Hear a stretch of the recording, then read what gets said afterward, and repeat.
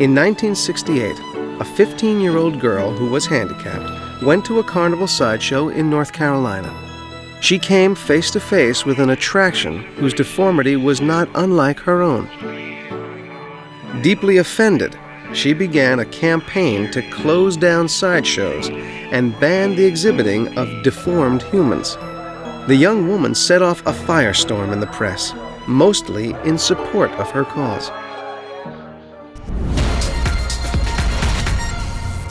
It is legal to exhibit human oddities. It has not always been so.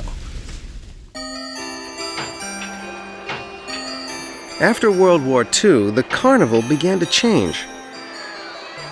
Huge and very profitable rides started taking over the fairgrounds, and sideshows began to decline.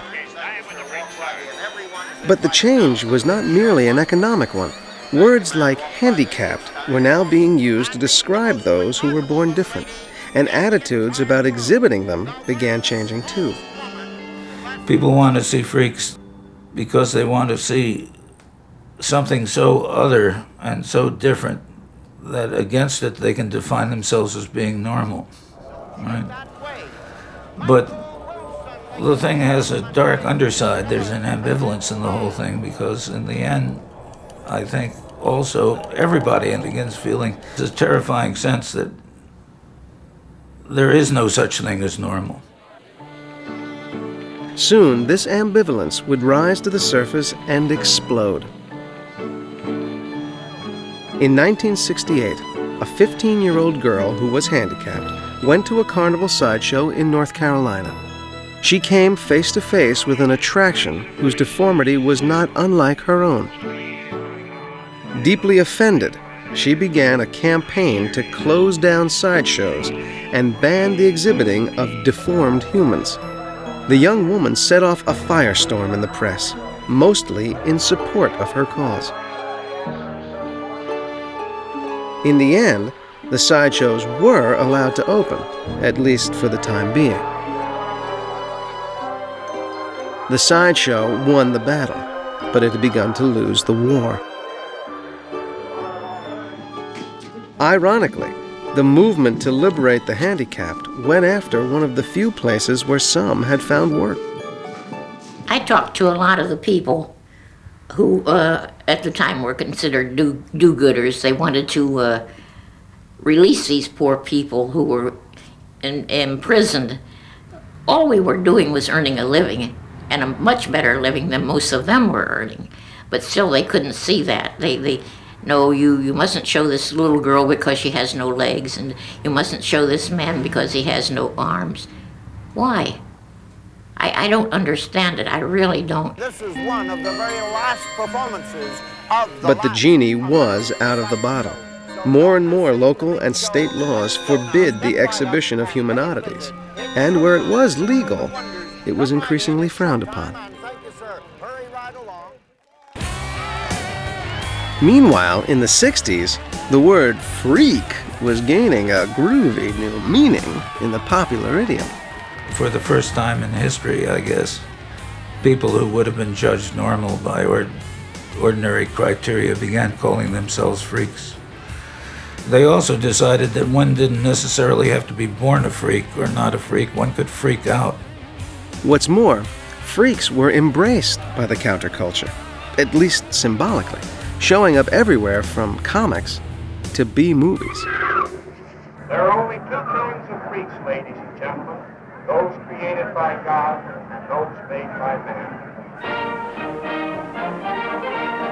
When the 1933 movie Freaks was re-released in 1962, this time it met with great success.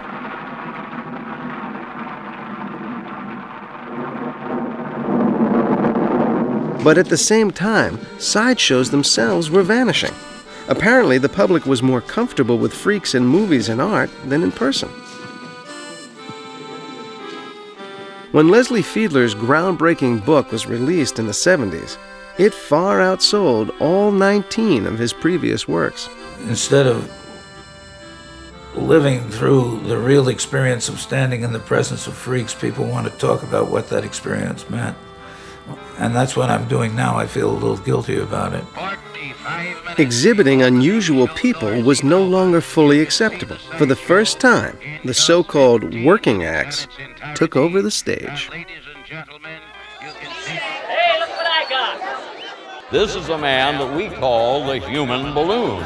Here is a gentleman that actually, with the aid of a bicycle pump, with someone from the audience manning the pump, places the tube into his mouth, and you'll be amazed as his stomach expands, not twice, not 4 times, but 5 times its actual size and girth, looking like he's giving birth to a beach ball on the inside.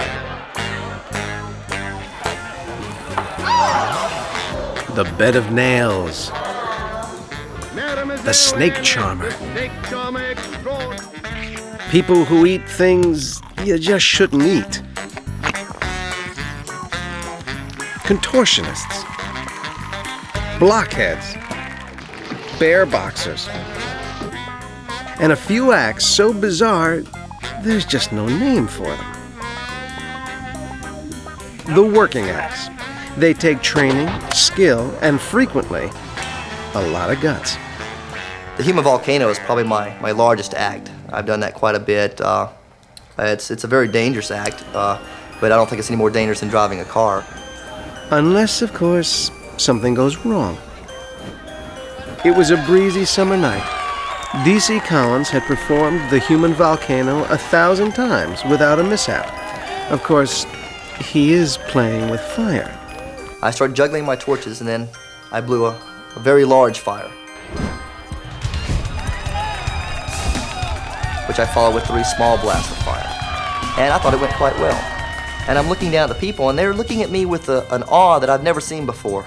And honestly, I thought, wow, they really liked that one, you know. And at the same time, I kind of noticed something was not quite right. It was getting very warm in the room, and I wasn't in a room. And I realized that my chest was burning, and my chin was on fire.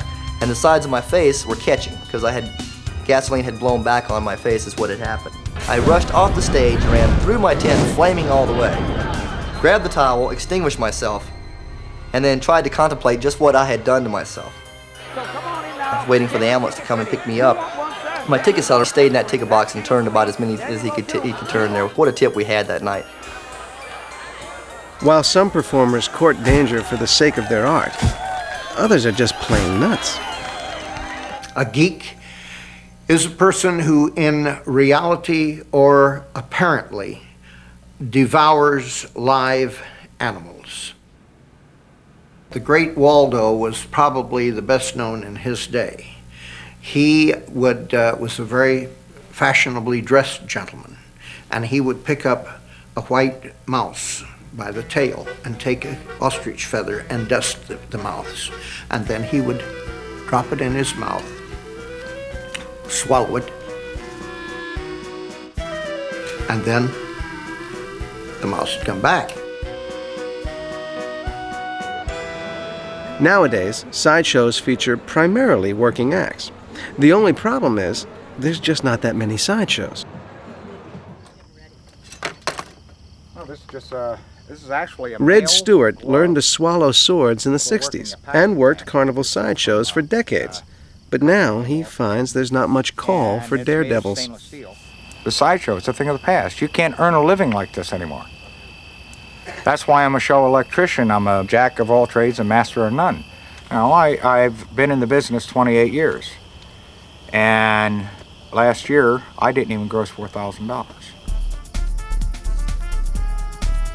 These may be hard times, but that doesn't mean Red's lost his touch.